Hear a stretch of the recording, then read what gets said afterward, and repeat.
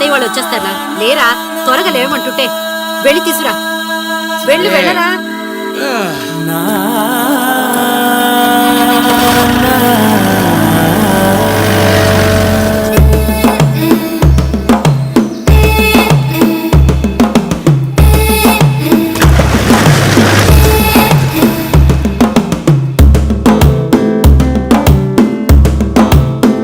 మెల్లగా తెల్లారిందో ఎలా, వెలుతురే తెచ్చేసిందో ఇలా, పోసి నవ్వులతో మెరిసే పసిపాపల్లా.